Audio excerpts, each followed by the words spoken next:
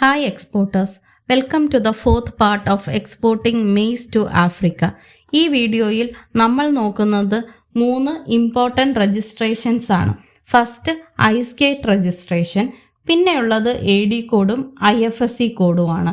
Ice gate എന്ന് പറയുന്നത് ഒരു സെൻട്രലൈസ്ഡ് ഓൺലൈൻ പോർട്ടലാണ്.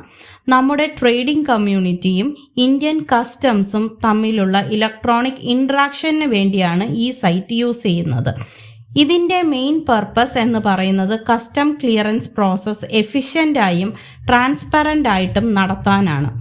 സോ എല്ലാ എക്സ്പോർട്ടേഴ്സും നിർബന്ധമായും ഐസ് ഗേറ്റ് രജിസ്റ്റർ ചെയ്തിരിക്കണം. ബിക്കോസ് നമ്മൾ ലാസ്റ്റ് മിനിറ്റ് ചെയ്യാൻ നിന്നാൽ ഇഫ് എനിത്തിങ് വെന്റ് റോങ് പോർട്ടിൽ നമ്മുടെ കണ്ടെയ്നർ ഹോൾഡ് ആകാനുള്ള ചാൻസ് ഉണ്ട്. നമ്മൾ ഐസ് ഗേറ്റ് രജിസ്റ്റർ ചെയ്താൽ മാത്രമേ AD കോഡും IFSC കോഡും അപ്ഡേറ്റ് ചെയ്യാൻ പറ്റുള്ളൂ. ഇത് അപ്ഡേറ്റ് ആകാൻ it will take time. Ice gate എങ്ങനെയാ രജിസ്റ്റർ ചെയ്യുന്നത് എന്നുള്ള ഡീറ്റെയിൽ വീഡിയോ നമ്മുടെ യൂട്യൂബിൽ അപ്ഡേറ്റ് ചെയ്തിട്ടുണ്ട്. ആവശ്യമുള്ളവർ പ്ലീസ് വാച്ച്. അതിൻ്റെ ലിങ്ക് താഴെ കൊടുത്തേക്കാം.